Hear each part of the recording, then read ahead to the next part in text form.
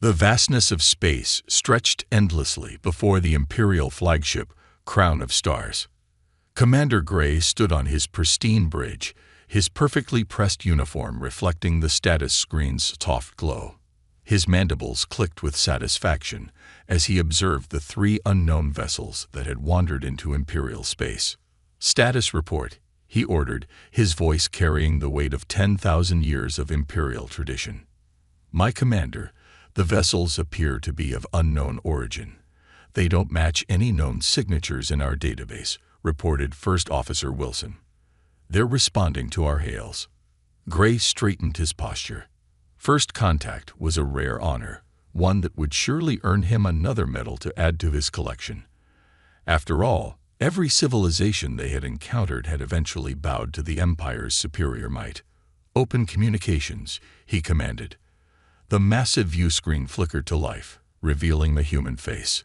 The alien appeared oddly similar to the Empire's own form, save for their lack of mandibles and their peculiarly round eyes. "This is Admiral Stone of the Human Exploration Fleet," the figure announced calmly. "We come in peace and wish to establish diplomatic relations." Commander Gray's mandibles twitched in amusement. These primitives didn't even know proper protocol. "Unknown vessels, you have entered the territory of the Galactic Empire, the most advanced civilization in known space. Surrender your ships immediately and prepare to be integrated into our superior culture." There was a moment of silence on the communication channel. Then, something unexpected happened. It started as a small chuckle, grew into a hearty laugh, and soon transformed into full-blown laughter that echoed across the communication channels. "I'm sorry." Admiral Stone wiped a tear from his eye. "But did you just ask us to surrender? That's actually pretty funny." Gray's antenna bristled with indignation. "You dare mock the mighty Galactic Empire? We have ruled the stars for 10,000 years. Our technology is beyond your comprehension." 10,000 years. Another voice joined in from one of the other human ships. "Oh, that's adorable. Captain Rogers here. Admiral. Should I tell them about our mining colonies in the Andromeda Galaxy, or would that be showing off?" Gray's second-in-command frantically whispered in his ear, "Sir, our sensors are having trouble scanning their ships.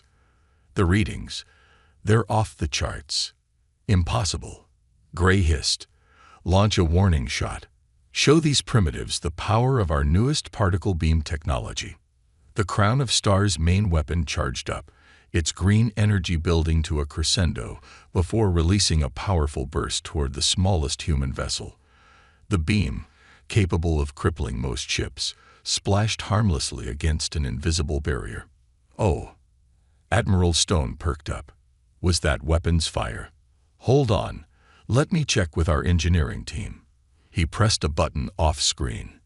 "Did anyone notice anything hitting our shields?" A distant voice responded. "Sorry, Admiral, we were calibrating the coffee machine." "Did something happen?"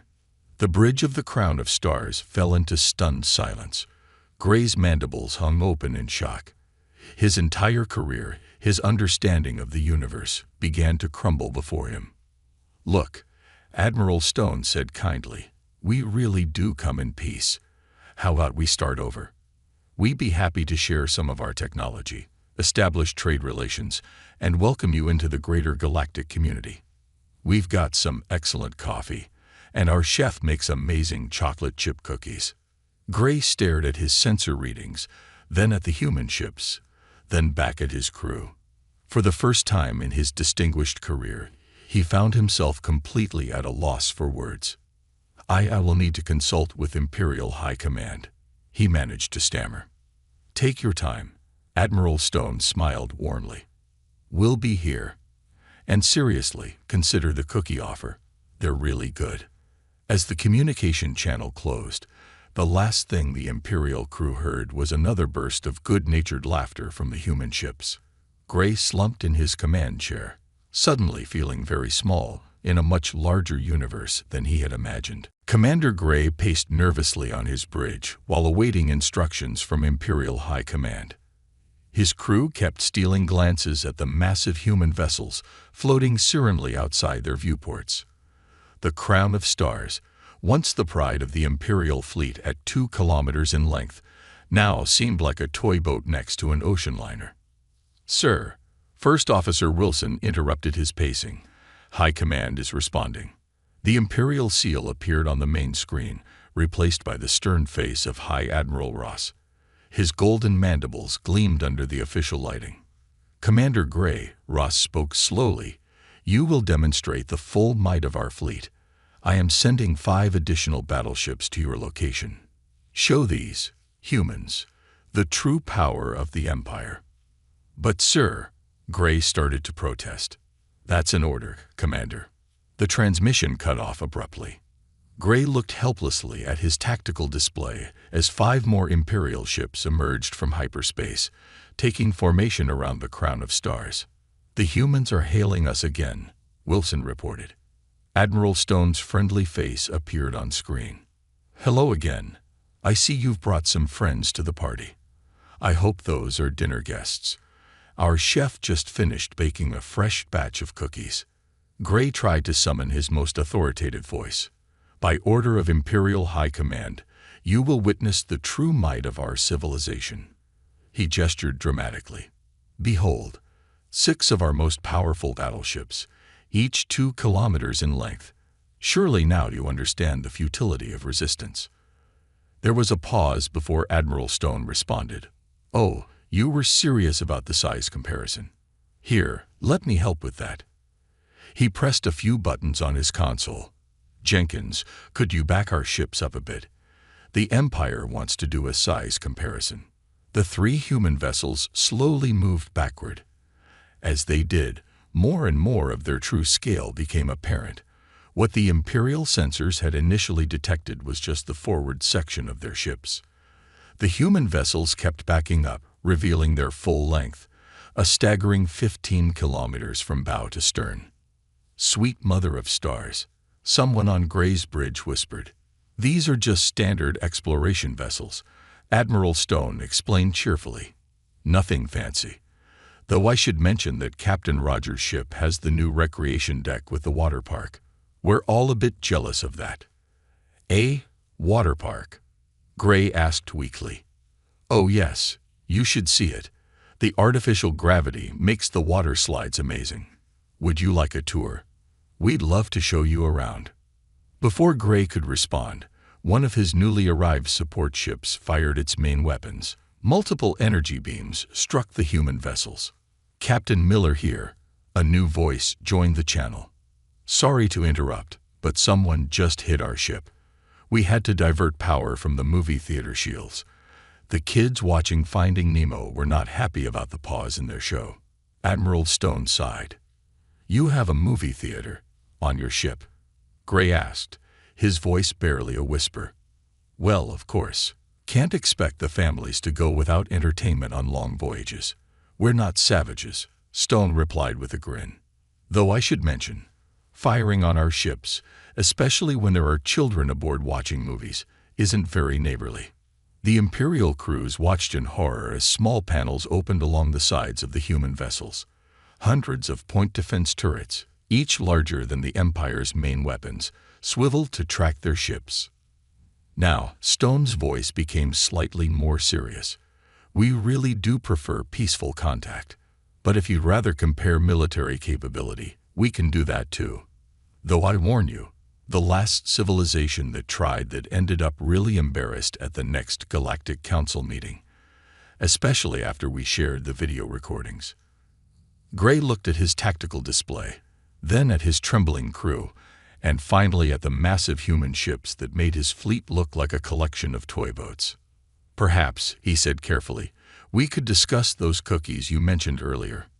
Admiral Stone's warm smile returned. "Now that's more like it. Would you prefer chocolate chip or snickerdoodle?" Commander Gray sat uncomfortably in the human ship's meeting room, staring at the strange brown liquid in his cup. Admiral Stone had called it coffee, and the sweet circular objects, cookies, sat untouched on the plate before him. "Your ships are impressive," Gray managed to say, his mandibles clicking nervously. "Oh, these old things." Stone smiled, dunking a cookie in his coffee. "They're just standard exploration vessels. Nothing special, really. Though I must say, your energy weapons are quite pretty." The crew really enjoyed the light show. At that moment, Captain Rogers walked into the meeting room, tablet in hand. "Admiral, you might want to see this. Our engineers did an analysis of their weapon systems." Stone looked at the tablet and chuckled. "Well, that's interesting. Commander Gray, would you like to know what your weapons actually hit when you fired at us?" Gray's antenna drooped slightly. "I suppose. Our garbage disposal shields," Rogers said, trying to hide his grin. "You know, the low power field we use to keep space debris from scratching the paint." The Imperial commander's face turned a pale shade of blue. "But those were our most powerful weapons." About that, Stone set down his coffee. "Our engineers have some concerns. Would you mind if they shared their findings? They're quite worried about your reactor designs." Before Gray could respond, the door opened again and a human in an engineering uniform walked in, carrying several holographic displays. "Commander Gray," the engineer began, "I'm Chief Engineer Taylor.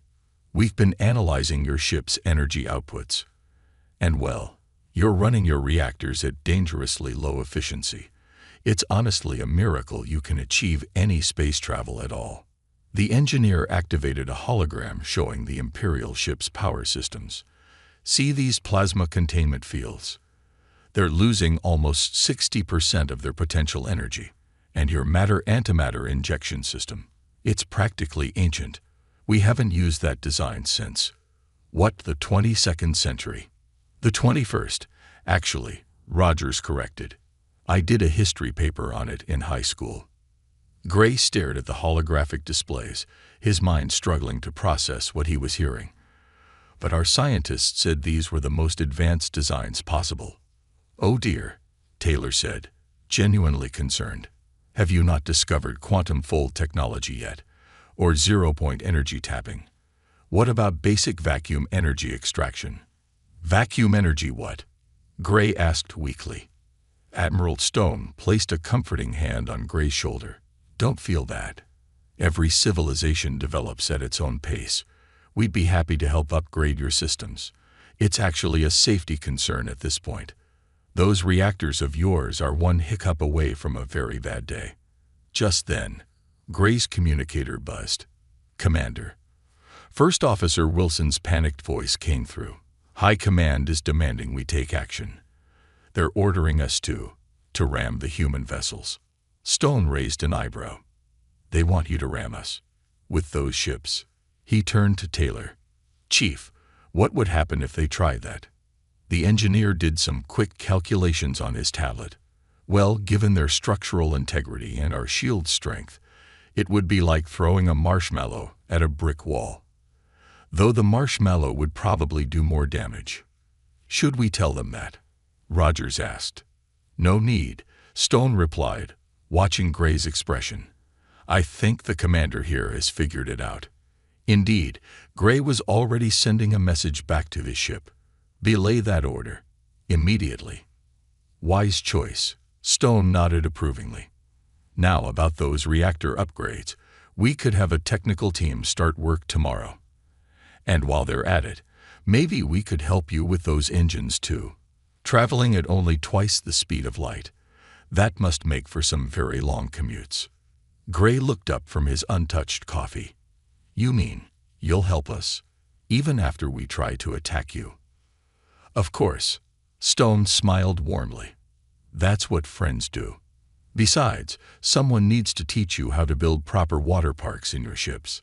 Those crews of yours look like they could use some fun." For the first time since the humans arrived, Commander Gray reached for a cookie. Maybe, just maybe, this wasn't going to be such a bad first contact after all. 3 days after the initial contact, the Imperial High Command's diplomatic vessel arrived at the meeting point. The ship, decorated with golden symbols of the Empire's might, looked impressive, at least by Imperial standards. Ambassador Wells, a tall man with graying hair and an ever-present smile, watched it dock through the observation window of the human diplomatic lounge. "They really do love their decorations, don't they?" he commented to Admiral Stone, who stood beside him sipping his ever-present coffee. "It's actually quite charming," Stone replied. "Like watching a kindergarten art show." The Imperial delegation, led by Grand Diplomat Lord Martin, marched onto the human ship with all the ceremony they could muster. Their elaborate robes swept the floor, and their polished mandibles gleamed under the lights. Commander Gray, now serving as their guide, followed behind looking considerably more relaxed than he had days before. "Welcome to the explorer's dream," Ambassador Wells greeted them warmly. "We've prepared refreshments in the diplomatic lounge. I hope you don't mind, but we've taken the liberty of analyzing your biology to ensure all food and drinks are compatible with your system." Lord Martin's antenna twitched with surprise. "You managed to analyze our entire biological makeup in 3 days." "Oh no," Wells chuckled. "That took about 20 minutes. Our medical eye was quite fascinated by your unique digestive system. We spent most of the time trying to recreate your traditional dishes for your comfort." The Imperial delegation was led into a massive lounge with floor-to-ceiling windows showing the vast expanse of space. On one side, a holographic display showed real-time images of Earth and various human colonies. The Imperials stopped dead in their tracks. How many worlds do you have?" Lord Martin asked, his voice barely a whisper. "Oh, colonies." Wells waved his hand casually. "We stopped counting after the first few thousand. It's hard to keep track when you have faster-than-light communication lag. Some of our more adventurous settlers just go out and found new ones without bothering to file the paperwork first. Keeps our bureaucrats on their toes." Commander Gray, who had been enjoying his 3rd cup of coffee that day, leaned over to Lord Martin. "Wait until they show you their FTL drive technology. Apparently, our best ships are slower than their cargo haulers." "Speaking of technology," Stone interjected, "our engineering teams have finished their initial assessment of your fleet. We've prepared some upgrade proposals. Nothing too fancy, just enough to ensure your ships won't accidentally tear themselves apart during basic maneuvers." Lord Martin sank into one of the provided chairs, his elaborate robes crumpling slightly. "The Empire. We always thought we were the pinnacle of civilization. We've spent 10,000 years believing we were the most advanced species in the galaxy." 10,000 years is impressive," Wells said encouragingly. "It takes real dedication to maintain an empire that long. Of course, humanity got a bit restless after our first few centuries of space travel. Some folks just couldn't help pushing the boundaries of known physics." "How long?" Lord Martin asked. "How long has humanity been a spacefaring species?" "Well," Stone pretended to think, "if you count from our first crude chemical rockets, about 500 years. Give or take a few decades. We had a bit of a growth spurt after we figured out how to harness quantum fluctuations for energy production." The Imperial diplomats exchanged shocked looks. One of them dropped his datapad. "But that's not important right now," Wells said cheerfully. "What's important is cultural exchange. We've set up a temporary theater next door showing some of humanity's classic entertainment. We thought starting with 2001. A Space Odyssey might be a bit too on the nose, so we're showing The Princess Bride instead. We find it's a fantastic introduction to human humor." As if on cue, the smell of fresh popcorn wafted through the air. Lord Martin looked at Commander Gray, who nodded enthusiastically. "Trust me, my lord," Gray said, reaching for another cookie. "You're going to want to try the popcorn. And just wait until they tell you about something called movie night. It's going to change everything we thought we knew about space travel." 1 week into the cultural exchange, Lord Martin found himself in what the humans called a historical archive room. The space was filled with holographic displays showing Earth's history. Admiral Stone and Ambassador Wells stood beside him, watching as his mandibles twitched with increasing concern. "Let me understand this correctly," Lord Martin said slowly, staring at a World War II display. Your species fought not one, but two global wars, with primitive atomic weapons. Oh yes, Wells nodded. Those were just the big ones. We had quite a few smaller conflicts too. Rather embarrassing chapter in our history, really. The display shifted to show various natural disasters. Hurricanes, earthquakes, volcanoes. Lord Martin's antenna drooped. And your homeworld, it regularly tries to kill you. Earth? Stone chuckled. She's actually quite mild compared to some of our colony worlds. You should see the storms on New Tasmania. Now those are exciting. Commander Gray, who had become something of a student of human history, added helpfully, "Wait until they show you the Australian Wildlife Archives, my lord." I didn't sleep for 2 days after seeing those.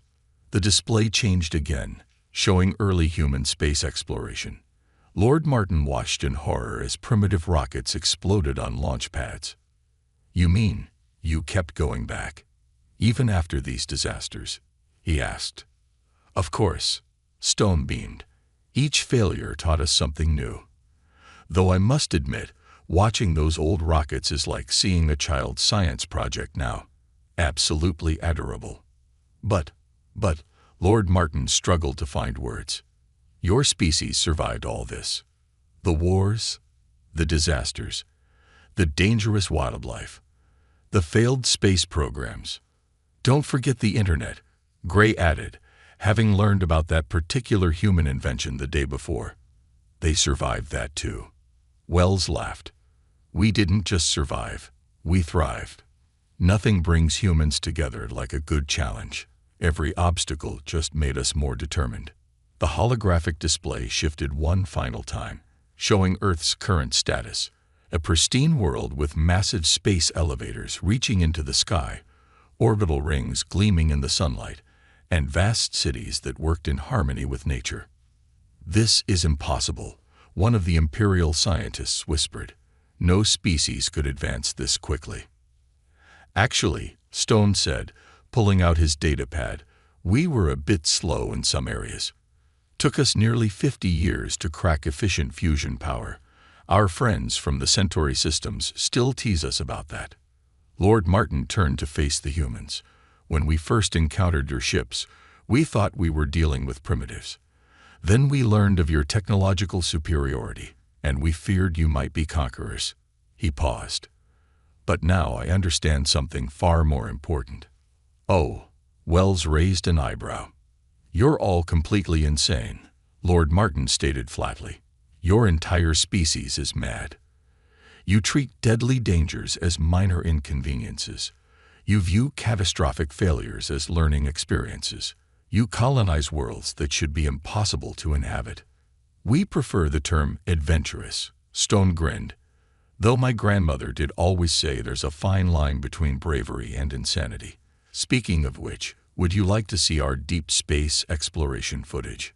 We got some fascinating recordings from inside black holes." Lord Martin's face turned a pale shade of blue. You sent ships into black holes. On purpose?" "Well, we had to know what was inside," Wells shrugged. "Scientific curiosity and all that. Lost a few probe ships, but the data was worth it. Would you like to see the readings?" Commander Gray, now quite used to human revelations, patted his superior on the shoulder. "My lord, I suggest we adjourn to the recreation deck. I've discovered something humans call a hot tub. It's remarkably good for processing shocking information." As they led the stunned Imperial delegation out, Stone turned to Wells.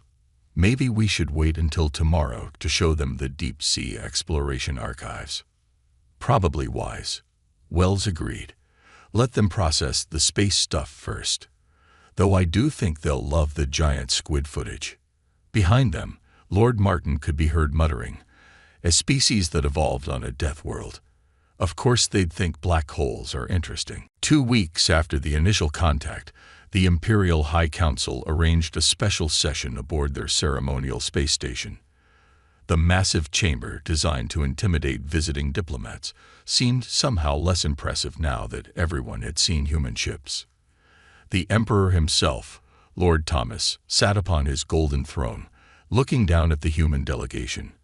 Admiral Stone stood casually at the podium, sipping from his ever-present coffee mug that read, "Universe's okayest explorer." After careful consideration, the Emperor announced, his voice echoing through the chamber, "The Empire has decided to offer you a most generous opportunity. We will allow humanity to join our empire as a protected species." There was a moment of silence. Then Admiral Stone coughed politely. "That's very kind of you," he said, trying to hide his smile. "But I think there might be a small misunderstanding here, Ambassador Wells." Wells stepped forward, holding a small data cube. "Perhaps it would be helpful if I shared some numbers with the Council." He activated the cube, and a hologram filled the chamber. "This is a real-time map of human-controlled space." The Imperial Council watched in growing silence as the map expanded, and kept expanding. Their territory, marked in red, looked like a tiny dot compared to the vast, blue expanse of human space. "As you can see," Wells continued cheerfully, "we currently oversee approximately 15% of the Milky Way, with colonial expeditions ongoing in several neighboring galaxies. Our economy spans roughly 12,000 inhabited worlds, with another 20,000 in various stages of development." Emperor Thomas's mandibles clicked rapidly, a sign of extreme stress. But we are offering you our protection. And we appreciate the gesture," Stone said diplomatically. "But perhaps we could offer an alternative proposal." He pulled out his own data cube. "Our engineers have finished their assessment of your technology. We'd like to offer the Empire a comprehensive upgrade package." Commander Gray, now serving as a cultural advisor to both sides, stepped forward. "My Emperor, I strongly suggest we listen to their offer. Just last week they showed me something called a matter replicator. It makes cookies appear out of thin air." "The Empire does not need charity," one of the council members declared. "Oh, it's not charity," Wells assured them. "Think of it as an investment in future trading partners. Besides, we're quite concerned about those reactor designs of yours. Our safety inspectors haven't slept well since seeing them." Stone nodded seriously. "We're also prepared to offer membership in the Galactic Council, the actual one, not the one you thought you were running. There's a lovely civilization from the Andromeda Galaxy that's been looking for a dance partner for the annual diplomatic ball." The Emperor slumped slightly in his throne. "The Empire has ruled supreme for 10,000 years. We cannot simply accept help from friends," Wells suggested. "Learn new things, join a larger community. Why not? We did, and look how well it turned out for us.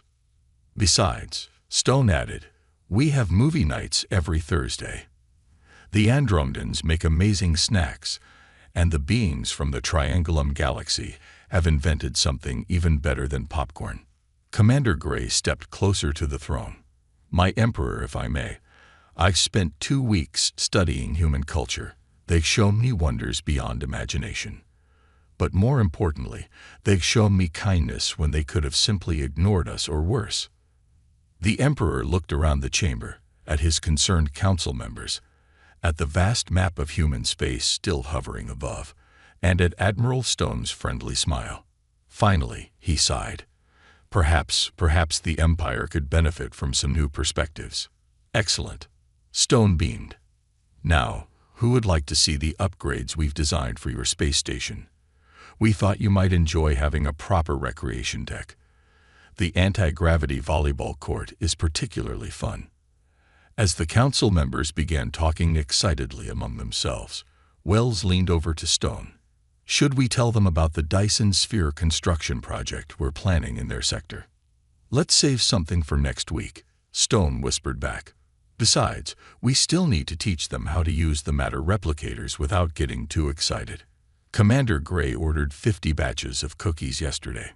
In my defense," Gray said proudly, "I'm learning to dump them in coffee properly." 6 months after the first contact between humanity and the Imperial fleet, Commander Gray stood on the observation deck of his newly upgraded flagship.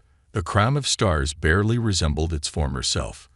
Quantum engines hummed quietly where noisy fusion reactors once roared, and the crew quarters now featured actual entertainment facilities. Still admiring the view? Admiral Stone asked, joining him at the window.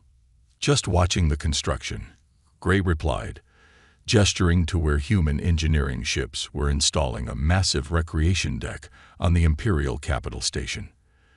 The Emperor has become quite fond of water slides. They do have that effect on people, Stone chuckled. Though I heard he's more excited about the zero-gravity basketball court. Below them, Imperial citizens moved about their daily lives, but everything was different now.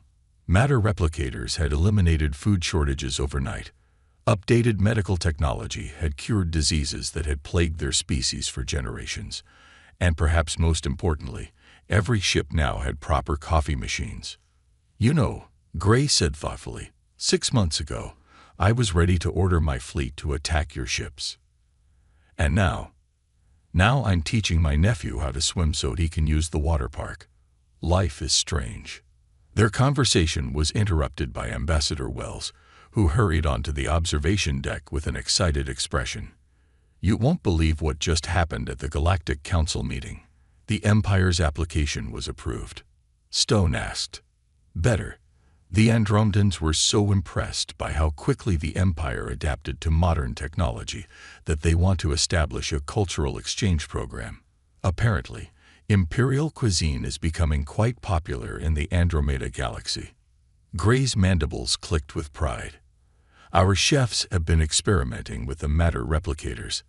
They've created some interesting fusions of traditional Imperial dishes with human recipes. Speaking of fusion, Stone added, how are your people handling the physics education programs? Remarkably well, Gray replied. Though we had to calm down one of our senior scientists when he learned about quantum tunneling. He spent 3 days in the hot tub processing that information. The observation deck's door slid open again, and Captain Rogers entered, carrying a tablet. Monthly progress report, he announced cheerfully. The Empire's technological integration is ahead of schedule. Though we might need to have a talk about their enthusiasm for matter replicators. Someone tried to replicate an entire beach inside their apartment. That was actually my cousin, Gray admitted. He got a bit excited after watching something called beach party movies in the digital archives. Wells laughed. At least he's being creative. The Galactic Council loves that sort of enthusiasm. By the way, has anyone told the Emperor about the planned field trip to Earth? Not yet, Stone replied. We thought we'd wait until after he finishes his swimming lessons. Baby steps. Gray nodded sagely. A wise choice. He's still recovering from learning about Earth's active volcanoes. The concept of plate tectonics was quite shocking to him. Speaking of Earth, Rogers interjected. The first group of Imperial exchange students arrived there yesterday. Apparently, they're fascinated by something called roller coasters. Should we warn them about theme parks? Wells asked. Let them discover that joy on their own. Stone grinned. Just like we let Gray here discover video games. I maintain that Mario Kart is a perfectly legitimate use of my off-duty time, Gray said with dignity. Besides, I'm getting quite good at it. As they talked, a massive human exploration vessel passed by the window, its quantum drives leaving a beautiful trail of distorted spacetime. Gray watched it with a mixture of awe and affection. You know what the funny thing is? He said softly. 6 months ago, we thought we were the most advanced civilization in space. We were so proud, so certain of our superiority. And now? Stone asked. Now we know we're not superior at all. And it's the best thing that ever happened to us. Though I still can't believe you humans explored black holes for fun. Oh, that reminds me. Wells perked up. The Emperor approved the joint black hole research expedition. He wants to see what all the fuss is about. Gray shook his head, smiling. Well, as you humans say, if you can't beat them, join them, even if they are completely insane. We prefer adventurous. Stone, Wells, and Rogers said in unison. And somewhere in the distance, another Imperial scientist discovered roller coasters for the first time.